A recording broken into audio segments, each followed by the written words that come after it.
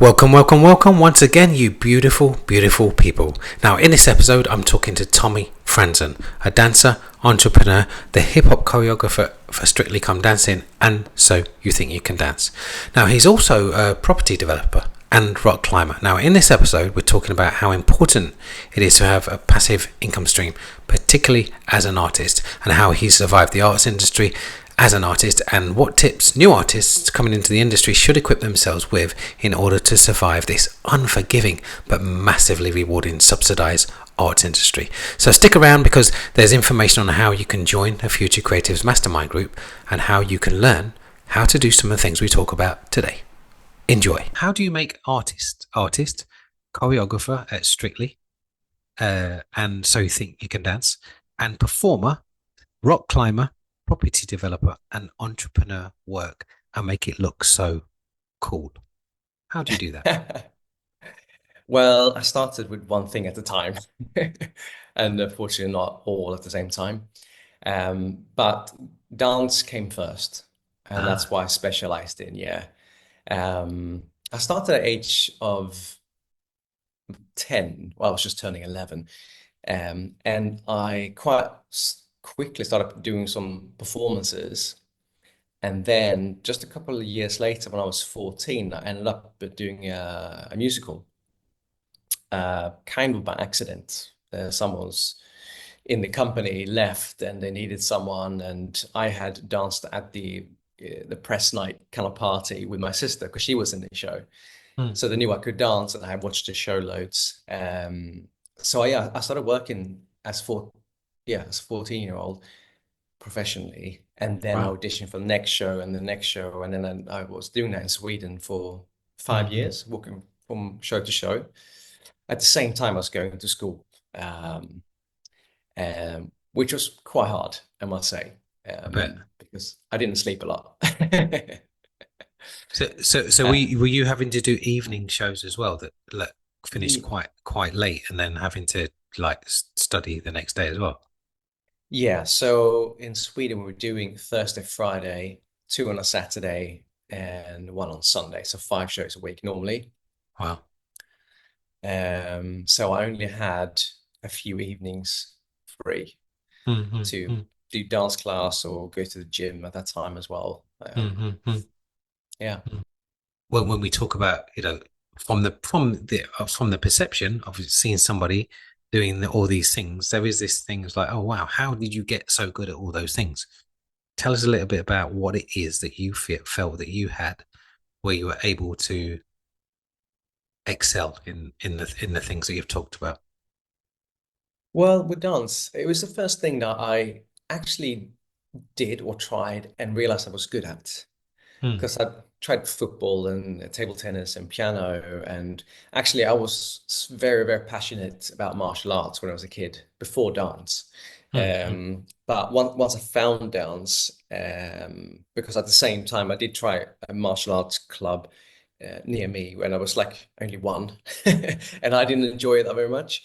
So I kind of put that to the side for the time being. And when I found dance, yeah, first time I had like a real passion for like a hobby. Hmm. Hmm. Um, and the first time I had great feedback that you're actually really good at this.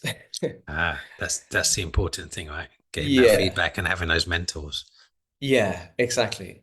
So, and it's just escalated so quickly with doing small performances into becoming a pro just a few years later, that I never really looked at an alternative. I just knew this was it.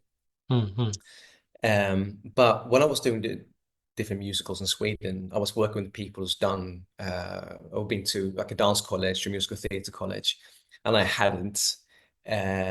So I started thinking that maybe I should do that as well, and at least kind of see what my potential is if I Hmm. also Hmm. get proper training. Hmm. And that's when I came to London. Ah. Yeah, I went to Urdo What Academy. year? What year was that? When did you come to London? It was year 2000. Okay. Yeah. Wow. So Um, I must have met you literally. Obviously, that kind of been in reverse because it's only 2024. I thought it was 25 years, but I must have met you pretty soon after you got here. Yeah, Working back. Yeah, yeah, probably. I yeah. can't even remember how we met, but I do I remember don't. discussing some kind of project or something Yeah, like yeah, yeah, that.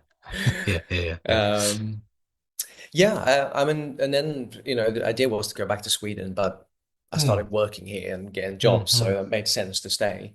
mm, And I got back in touch with martial arts a bit. So I've been dipping in and out of that, which has been mm, great. mm, mm, mm. And it wasn't What until, yeah, go on. I was gonna say, what martial art? What martial art do you study?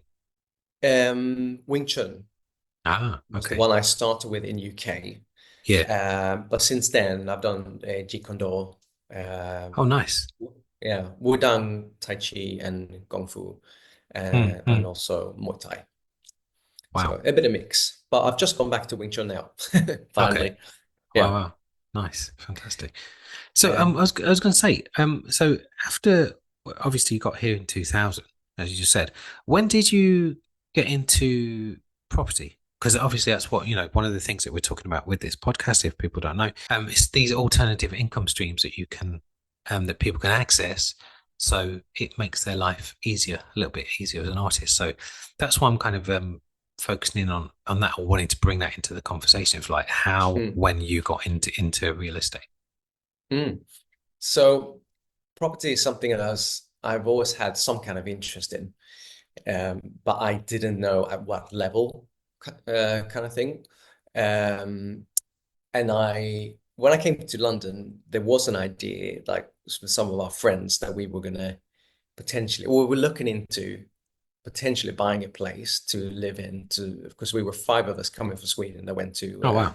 Hmm. the Earn Academy. Well, four of us did, but we all rented a big house, like a five-bedroom house. Hmm. Um, but we had an idea of purchasing something, even though we had no clue how to do it in this country. But that never happened. And it wasn't until 2012 that I decided to do property. I read the book Rich Dad, Poor Dad Hmm. Yes. by Robert Kiyosaki that, Change your it life. most yes, absolutely flipped everything. But I had thoughts like in my late 20s, I started getting thoughts of like having a backup plan. And the only other interest I had at the time that I thought I can earn money from was sports massage. Hmm. So I did an education in that, and I started doing that on the side. But I realized after a while that it was just as dependent on my fitness and my body and my energy, my physical energy, Yeah. that it wasn't really a replacement for dance. Because Yes. I thought, like, if I get injured and, Yeah. all Yeah. that kind of stuff. It boils down to that thing of it still relies on you exchanging your time for money. Yeah, You, it's an you've got active to income. yeah, you've got to be there you've got to turn up to get the money. And obviously Yeah. as artists, especially live artists, as like dancers, etc., that don't have necessarily have a digital product or something else to be able to generate income for them, there always be compromised by how much time they can spend doing what they do because there is a limit to how much you can charge people. If you don't turn up, you don't get paid. So I think that's a really important thing that I learned myself about being able to have something else that you don't have to put time into it once and then it kind of generates and Mm. I get and that's what property does, isn't it? Real estate does for you. Yeah, yeah, that's what Robert Kiyosaki explained in that book, and it just Mm. blew my mind. I was like, "Ah, this is what I need to do." Now I get it. Yeah. Now I can create some kind of freedom and give me choices and options, and Mm. not having to take every job to kind of get by. Even the ones you don't want to do, but for the money you have to take it and all that kind of Yeah. thing. So it was like I was doing so many shows. I mean, a lot of the shows I was doing, majority I actually enjoyed doing, Mm. but I did pack them, like be doing one show and then in the daytime rehearsing for the next show that was going to, Wow. start when the other one finished, and Yeah, you yeah. end up working 6 hours a week, but it's Mm, like mm, you still don't earn a lot, It's mm, mm. it's tough. Like it's really tough to kind of build wealth through just dancing as an active Yes. income. Yeah, yeah, yeah. So what was the first property? It was a buy-to-let. Hmm. Yeah, it was a buy-to-let in Kent. I structured that one as a joint venture. Hmm. So I did do property education after that book. Tommy, just very Uh, briefly, when you say joint venture, I know we are very familiar with the term, but just yeah, explain a little bit about what that is for people that are listening that might not know what that is. yeah. So a joint venture, it would be pooling resources into a project, or can be multiple projects. So in this scenario, I had done a property education, I had a property mentor, I had found this particular deal or property for a very good price, but I didn't have the funds. And I had someone who was keen to make some money and build a property portfolio, but didn't have the skills or the time or the willingness to go out and be a property investor in that sense. So we bought the property together, but he financed it, and I carried out all the works Mm, to get it mm, set mm. up. And I found a deal, and then get it set up and rent it out, and using letting agents and stuff. So I didn't do it like completely manually that way, but Yeah, yeah, I yeah, was overseeing the whole process. yeah. And did they have they your partner, your JV partner, did they have the property education? So they were they kind of uh cash rich and time poor? No, they didn't have the education So either. Yeah. that's what made it a really good joint venture because yeah, you know, and a lot of people think you know you've got to have a lot of money to get into property, but it's really about the education because some people don't have the education but they have the money, right? So that was what made that a really good joint venture. Yeah. So he bought into me in that sense. Mm. And then we decided to go 50-50. So we owned the property 50-50 and the cash flow. Um, and then we started building from there, really. Nice. So you're still working Yeah. with the same partner? I am actually. Yeah, Fantastic. I am. That's amazing. That's Yeah, brilliant. that's one of them. I actually have quite a lot of joint ventures. That's Yeah, yeah, how things has been ended up being structured, which is great. yeah. Fantastic. So Yeah.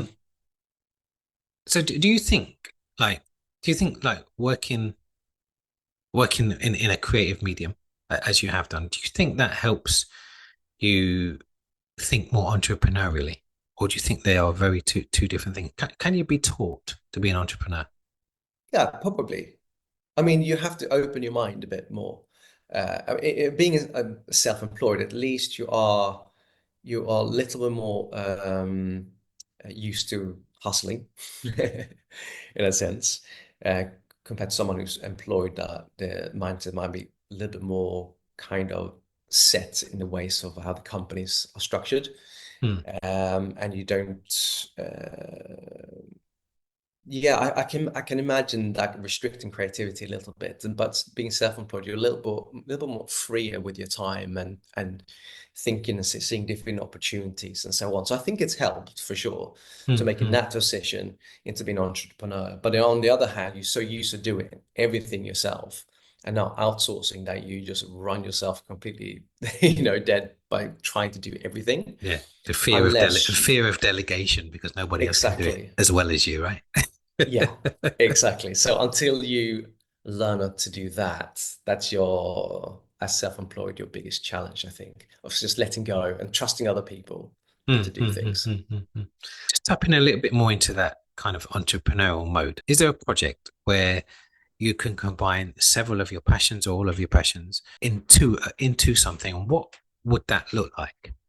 And there's a caveat in that it has to be sustainable without having to go for funding if it has arts connected to it. What would that project look like? Well, when you sent me this question, I just had an old memory come up, and I think I was trying to remember when I thought about this because I had forgotten about it. Uh, but it might have been coming out of a Tony Robbins event. Yeah, a space where we have a climbing wall, we have the rehearsal studios, dance classes going on, also treatment rooms, yoga happening as well, martial arts, bringing everything inside one massive kind of warehouse that also has to be kind of in a good location where people want to go.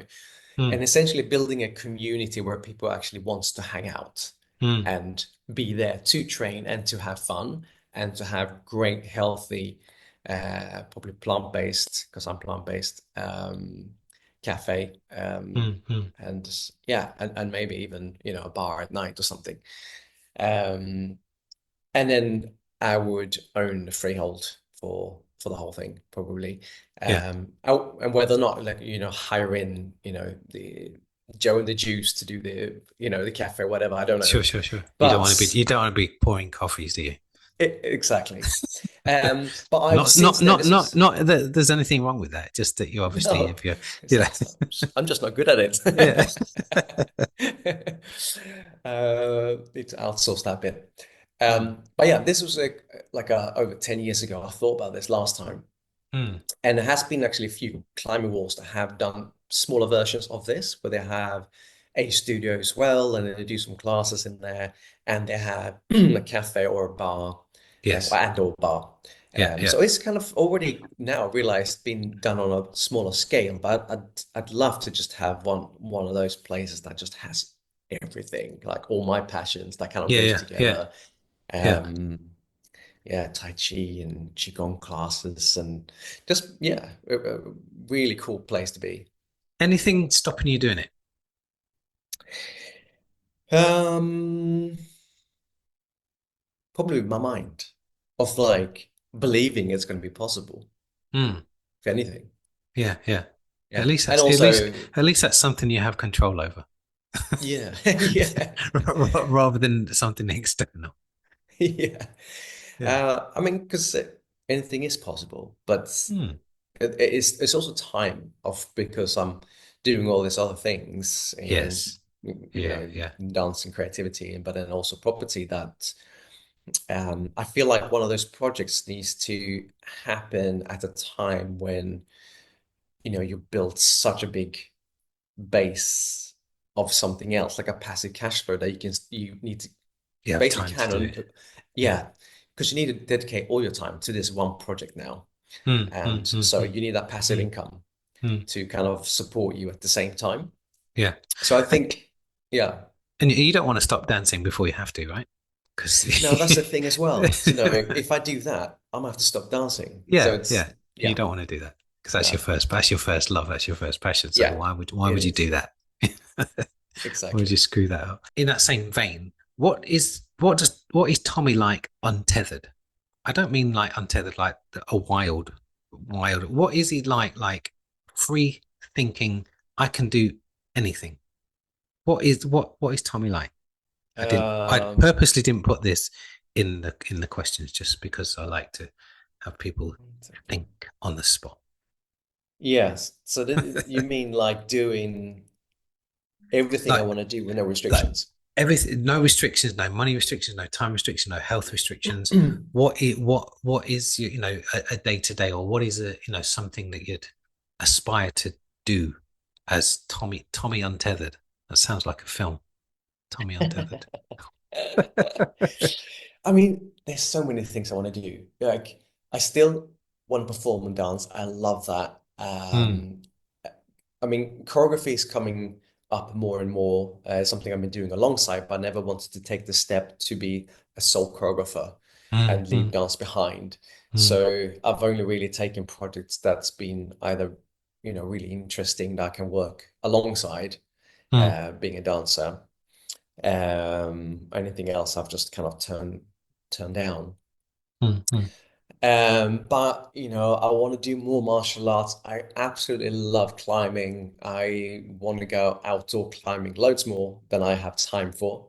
So mm. it's always that, do I work and work, do my career and we're doing these shows, but then I can't climb as much. And when I don't work, I'll spend as much time as possible get out and climbing all different rocks and just experience nature at Yeah, its best, in my opinion. yeah, yeah, yeah, yeah. Fantastic. Yeah, so ideally, I want to do everything all at the same time, but it's not possible. And it's really frustrating. So you're not going to sign up to neural net anytime soon, where you can just download the experiences. Yeah, no. Elon's no. Okay, No, definitely not. No chips is entering my skull. okay. Okay. So what over your career is there anything you'd have done differently? What are some of the biggest lessons you've learned? I don't know if I would do anything differently, like in terms of as I perform or anything. I'm quite happy with what I've done because I feel like there's two ways. you can either really specialize on something, like a ballet dancer is always very specialized, and then you're kind of Mm, locked within that kind of genre, more or less. Or you spread and be a jack of all trades. Even then, you probably want to have something that is your strong, like something that is still really strong that kind of sells you. But what I've found really useful and what's really carried me or helped me work so much as I have is because I have been a jack of all trades. mm, mm, Even though hip hop has been my strongest point, or style, and then but I've done, been working within contemporary and musical theatre and commercial and in some circus stuff, and climbing has come into so many projects now as well because I do that, and martial mm, arts. mm, So um I've diversify and being multi-talented and different things has it's mm, definitely an advantage. And I think it's become more and more relevant than it was maybe, I don't know how long ago, but back in the day, like you mm. had to be specialized in one thing. Yeah, yeah. Yeah, it's kind of happens a lot in a lot of industries now, isn't it? Where you're able to, you have to be more than just that one thing. I think specialization is important, but it seems definitely in the creative industries, you have to be that triple threat. You got to sing, you got to dance, you got to act, Yeah. and whatever else you can do on top of that, even more. And I think I definitely agree with you. It has become more of a thing that people have to be everything and do it. And it's difficult, isn't it? Just being one thing, but having to be all these other things as well. Yeah. It's really, really tough. And that kind of leads us nicely on to the next question. What would it, what kind of advice would you have for people coming into the industry, that haven't been in the industry long? What should they consider when they come into this industry? What do they need to know? What do they need to equip themselves with in order to survive? And if they have dreams of doing their own work, how do they make that happen? What do they need to equip themselves with? I would say you need a lot of resilience because you're going to get so many rejections, go into auditions, and there's a no, or so many no's before you get a yes. And I've seen so many dancers that came out of college, like a lot of my people I was studying with, that had went to one audition, and the first rejection is probably going to be the hardest, Yeah. and it hits them in the gut, and then they quit straight away. Mm. So they've trained all this time just to get out there and to be rejected once and then never try again. Yeah. And it's Yeah. so important to just keep going in those, first year or years, Mm. and just collect those no's Mm. because eventually you're going to get a yes. Yeah. Is there anything within the training regime at colleges that you would say could be added to help people ready themselves for the industry? Because when I was training, although they were training us, although we were training us to have obviously, brilliant technique, there wasn't that much in the sense of what it's really like to work in the industry. Like, for example, now I did a thing with some students from Drexel University in Philadelphia, just talking about them to them about there's so many things that they can do within the creator economy other than just audition and teach. That's their passion. But what else would you say they need to know when they're at I college? def Yeah, I definitely think that if you could learn about creating some kind of passive income stream to help them through the time so they don't have to go and take a Starbucks job, Again, to just nothing wrong in that. nothing But wrong. I'm just, No, absolutely just say, not. yeah, yeah, But if it's not your passion and you're just exactly. doing it to make money, to survive, Mm, to be able to do class, the thing is that you tie up your time as well so that you mm, might not have time to go to class anymore, or there's audition mm, mm, coming, but you got a shift. So it's kind of locks you. And I think that's happened to a lot of people as well, that they mm. went out straight away, took a job, and then actually couldn't go to the auditions. Yes. And then probably became like an easy excuse for yourself, like, oh, I can't make it. Because they're also a little bit Mm, scared of the audition because they want to mm. get a rejection. Rejection. That Yeah. they're just like, yeah. So it's like, oh, I won't ask for time off because I've got guaranteed income here. Mm, yeah. Yeah. It's tough. Um, yeah. But that's, I Mm-hmm. mean, it's generally in the whole school education system. Like we never get taught how to build passive income. Right, Um, right. Why would they do that? My God, yeah, you're meant to leave and be a worker, right? Excuse the interruption, it's valuable though. I just wanted to let you know about the Future Creatives Mastermind Group. It's a community for artists, fans, and impact investors that are fearless action takers who have a better vision for the future of the arts, culture, and entertainment. And they just want to get stuff done because we take the content we are talking about in the podcast and test and implement it. The link's in the bio or the description. Now let's get back to the podcast. yeah. But on the other hand, if you're coming out of college and you're young and going into property is quite a big step, and to Yeah. take that on at the same time. So I would think kind of like it's probably a bit quite a lot for most people coming out of college to think about, oh, no, I should get into property. Mm.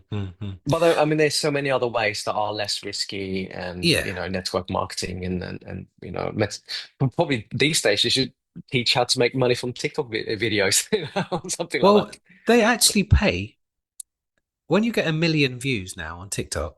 When you get a million views, they pay you $1,000.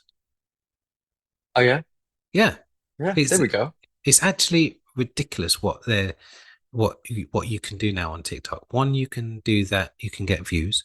There's also what they call affiliate marketing, which you know Mm, what that is. It's like you take the product and you do the videos, and then the person that owns that product pays you a commission if it goes mm, through on your sale on your page.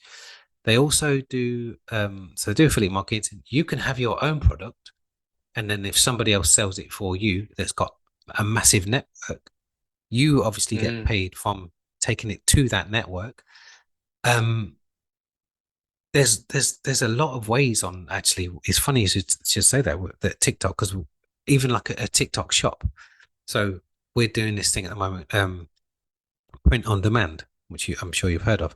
It's like print on demand. You get apparel, clothing, you know, tracksuits, hoodies, whatever, and you put your designs on them, or you can put your logos on them, or your sayings on them, and you don't have to hold any inventory. You're basically you have it, you have the designs, and then if somebody goes onto the website, they like the design, then they order it, and then the printers print it. So you don't have to mm, have a whole load of t-shirts in your little spare room that you don't sell. You're basically able to have it in a warehouse that somebody else is owning. And it's just your creativity that comes out. And it's not just apparel. They do bedspreads, they do water bottles, they do. So if if one can think mm, that actually, what is it that I know as a dancer, what is it that people want when they go to a studio or they train? You're going to want a water bottle. You're going to want a water bottle. You're going to want sweats. You're going to want socks. You're going to want these things. It's like, how can I put my creativity in these products? mm, And and mm, and you actually don't have to put any money down to start it, because I think Shopify, you have to pay £1 for the mm. test, and then you pay monthly. But there's so many things with digital products that dancers, actors, people can do, because musicians already have that digital product that they put out there naturally. And it's an MP3, Yeah. it's an album, it's a CD. But live artists, we don't always have that thing that's like, oh, of course we naturally do this because we want to promote ourselves. You can have online classes. You can have all these things that you can get other people to promote if you don't want to promote them yourself. So I think having that element to college courses would really help a lot of people stay in, as you just said, stay involved in the game, because they don't go to that kind of fight or flight thing. It's like, oh, I need to do this, I need to survive, I need to pay the bills. I get it. But there's Mm, a lot of other ways where we can combine our passion with earning money. yeah. Yeah. Yeah. Absolutely. That's brilliant. Yeah. There's a lot of things out there.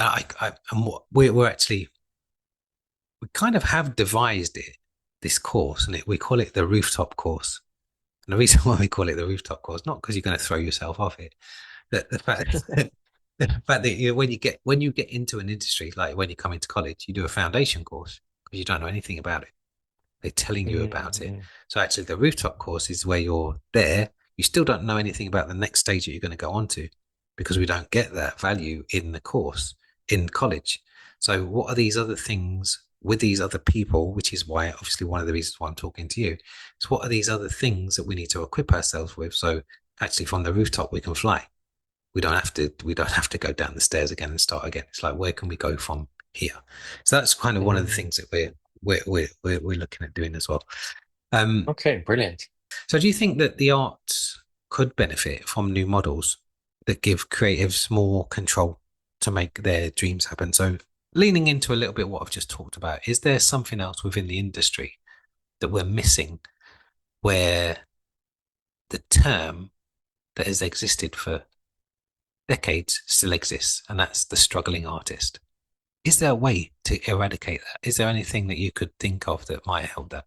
I mean, there is one way that I don't know of firsthand, but a lot of wealthy people use this already. I think it's an EIS. If you probably don't know enough about it to actually speak about it, but basically, if you have the right structure of a Tax relief. company, So the tax relief yeah, for yeah, tax investors. Yeah, freeze yeah, basically yeah, for yeah, investors. yeah, yeah. I mean, that's being done already, but maybe this it seems to be doing quite privately Mm, on a high level. mm, mm, mm, But I don't know if there is a way that could become more accessible. mm. I think it That isn't. there's a, Go on. Sorry.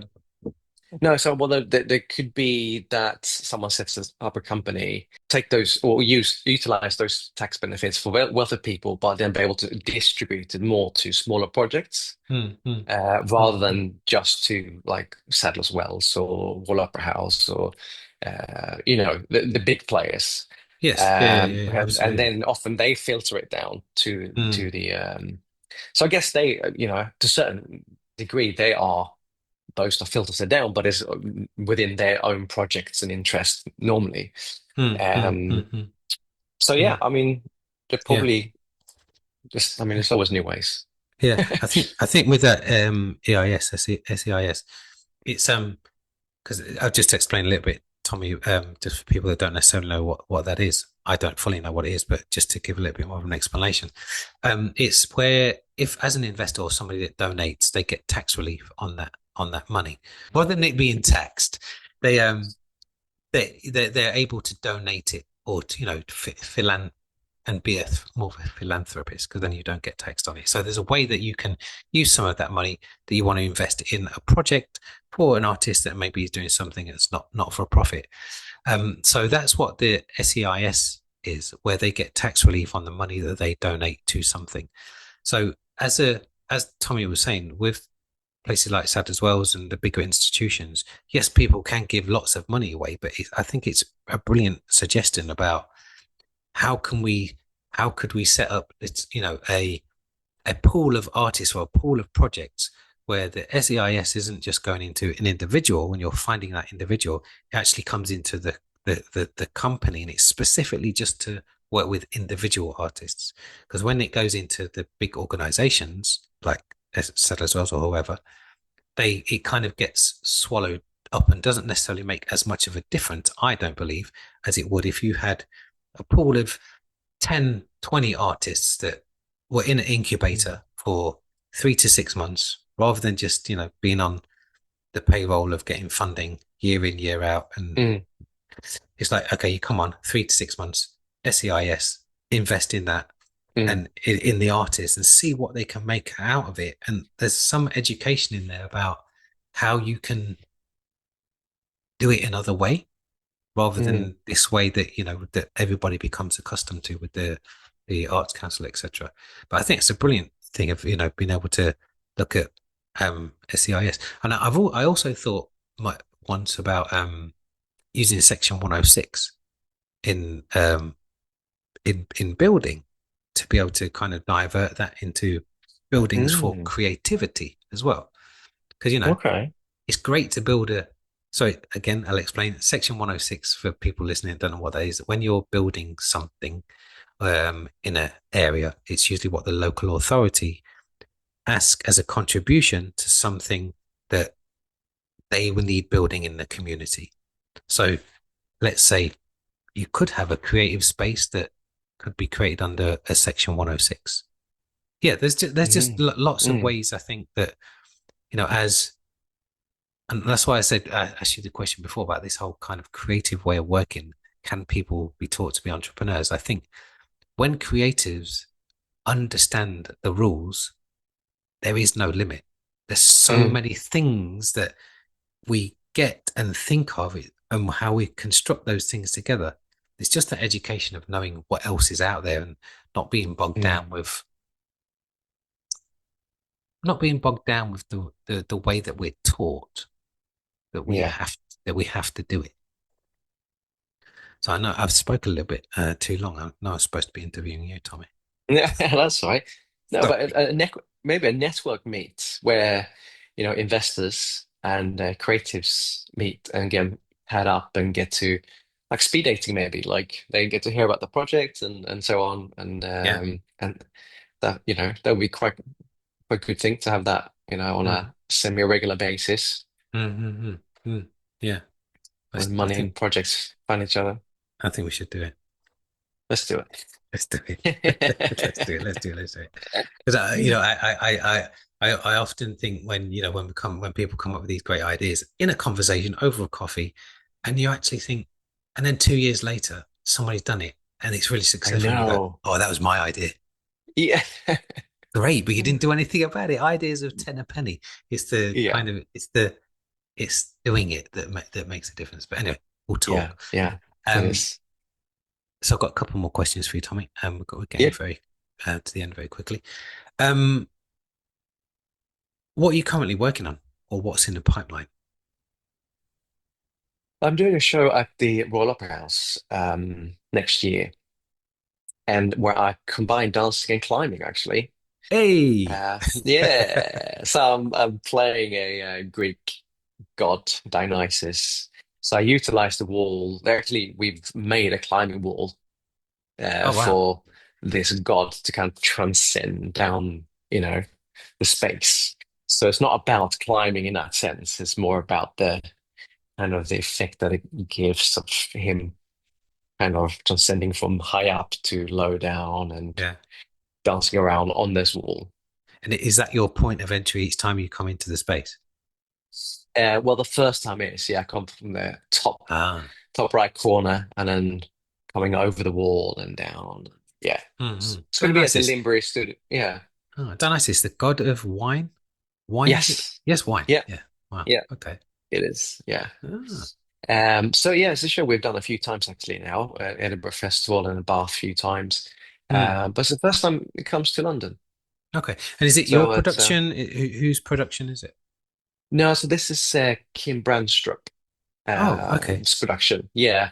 And also we're actually doing this it's a double bill. So the first piece is an opera, and that's not his. It's Deborah Warner's Hmm. piece. And then the second one is Minotaur. So the first one's called Phaedra, and the Hmm. second one Minotaur. Hmm. Um, yeah, so that's what I'm doing next. And then I'm also doing another project with Kim Brandstrup, which is called Breaking Bach. So we're doing hip hop to Bach's music. Yeah. Is that over here? Is it in the UK or? We are going to do it. Well, yeah, we are, but in Edinburgh Festival, and then also in the Bucharest Festival. Fantastic. So yeah, they are the two projects that I know it are happening, and then lots of things are floating around that could happen Yeah, yeah, at the yeah. moment. Yeah. And property wise, what's kind of in the pipeline for that? Yeah, I'm always buying property. Mm. So I'm always in, having a hand in that. So at the moment, I'm specializing in short-term lets, and I have been for quite a while. Something I just worked really well for me, and actually got a little bit distracted for a while and started doing other strategies, HMOs and developments, and I kind of this time I actually kind of wish I did something differently, and I wish I Mm. didn't get distracted by trying to Do do something else. something that, yeah, something that was Not your seen as strategy. more, Mm. yeah, so more, kind of uh, exciting to a certain point, but also, you know, climbing up the Mm. ladder of the property kind of investment ladder, Yes. which when Yeah. I Yeah. didn't Yeah. need to, really, when I had something that worked really well, and I should have just stuck to the cookie cutter because I lost a few years Mm. by doing something that wasn't my thing. Yeah. But now I'm back to it, and I'm going forwards with a vengeance. Mm. Is there anything, any literature, any books, any things you've listened to, heard, watched, whatever, people that you've followed that you'd recommend to people to listen to if they want to find alternative ways to alternative income streams, to make those alternative income streams, or actually just mainly about mindset? Because you can find, I think, obviously the foundation, you have to have that mindset. We talked about the book Rich Dad Poor Dad earlier. Mm. What else is there that you've kind of come across in your journey? I would say Rich Dad Poor Dad is that one that had the biggest effect on me because it's the stories. Uh, well, the teaching is told in stories that's so easily Yes. absorbed and Yeah. understood Yeah. that it's completely changed my mindset. There's so many other great books out there. I love The Compound Effect by Darren Hardy, which is similar to The Slight Edge by Jeff. I can't remember his surname now. Hmm. Of just doing small steps that accumulates to big results, kind Yes. of thing. Yeah. Yeah. Yeah. Um, and it's, even when it comes to saving money, something just like saving, putting a little bit aside, or start early enough, it will, and you do it regularly, and having a good interest on that money and how much that accumulates after time, if you add time to it. And it seems like nothing in the beginning. But however many years down the line, then suddenly this is just accumulated to a massive sum.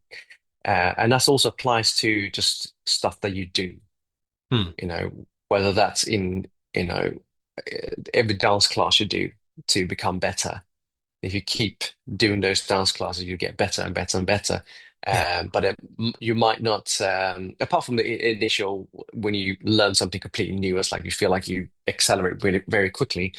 Um, but then keeping going and just plugging away, and then eventually it will lead to something big, whether it's a Yeah. big job or something like that. And the same Yeah. with Yeah. property, like just daily small actions you do that accumulates to bigger results in the end. Hmm. Hmm. So yeah, so that was two very good books. Hmm.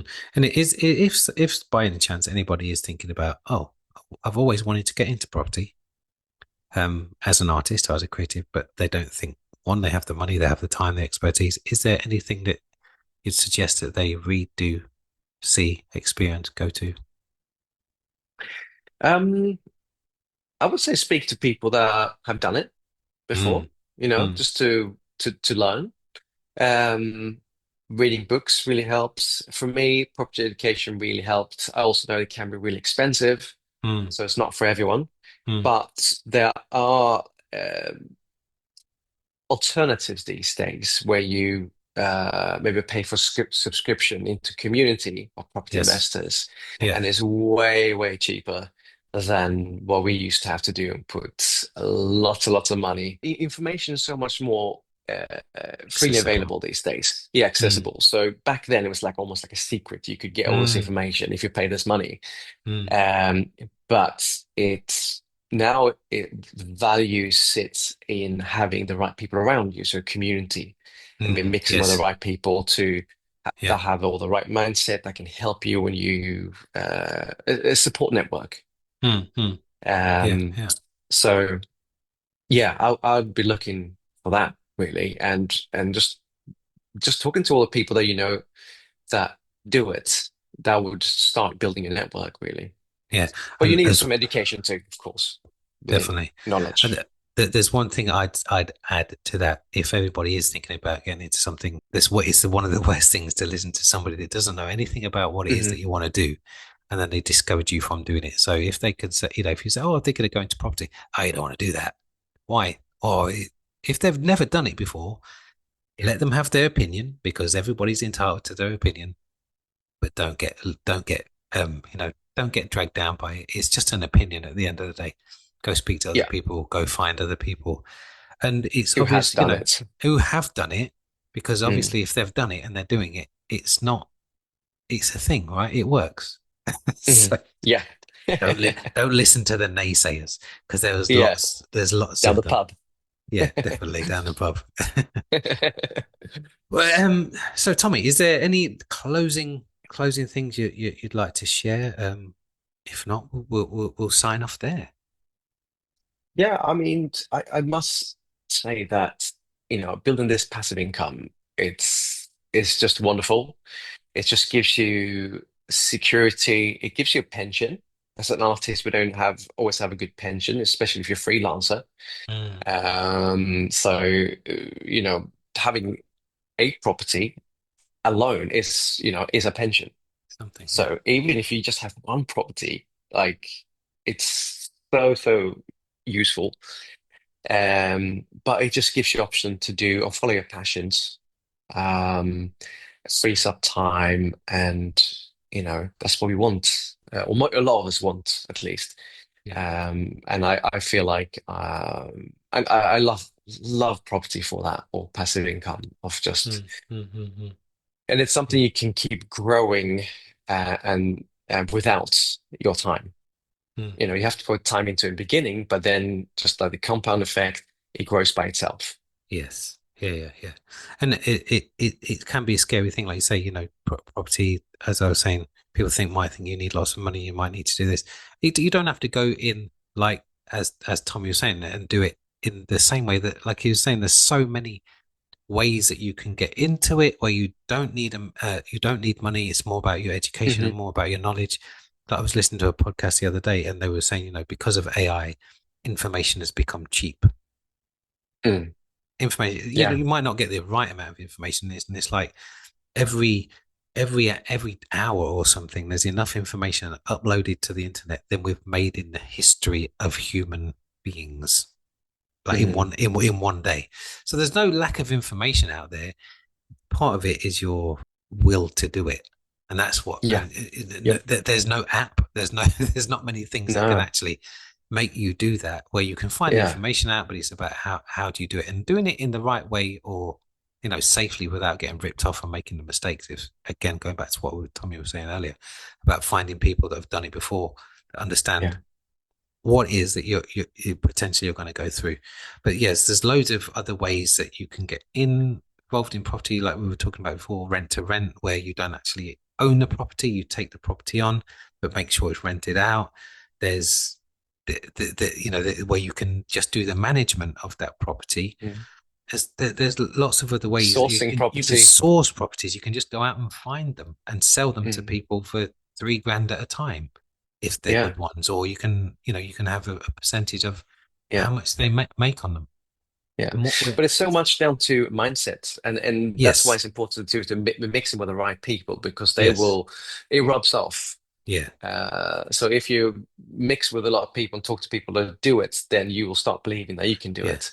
yeah, yeah, But yeah. I also found it so useful to work on yourself, whether that's through books, audiobooks, podcasts, and particularly events, actually, Mm, where you just keep working, yeah, on yourself, making yourself better, and mm, mm. opening your mind and realizing your own kind of inhibitions and what holds you back, and then be able to Yeah, break through those barriers yeah, yeah, to yeah, so that you actually open up and can see everything as a possibility, instead of everything being scary, or it's like, oh, I can't do this, or I can't do that, it's not for me, mm, you know. Um, mm, so I mm. mean, I would say that's equally as important as everything else we talked about. Yeah, definitely, definitely. Well, Yeah. I think the most important, because without that, you don't get Yeah. anywhere else. No. You can't get You don't anywhere even else get without that started. mindset. You don't get started. No. No. Anyway, so Tommy Franzen, we've got that's been an amazing talk. Thank you so much for your time and your insight and your knowledge. And best of luck with all the projects that are coming up. And property, rock climbing, Strictly. We didn't talk much about Strictly. We didn't talk much about that. But I just wanted to do some Yeah, talk about something completely different. But thank you so much. Thanks for your time. cool. Really Thank you. Thank you for having fabulous, me on. fabulous. So thanks for joining us today on Future Creative Podcast. Now, if you're an artist or a supporter of the arts, now is the time to get involved and be part of the revolution. Don't just let's see what happens. Together we can build a more equitable and dynamic future for the creative industry. If you want to make a difference, here's one small thing you can do that has a huge effect, and that's to share this episode with someone you think will benefit from listening. So join and share, because there's more of us that want change that are out there. You know, even small steps have a massive effect.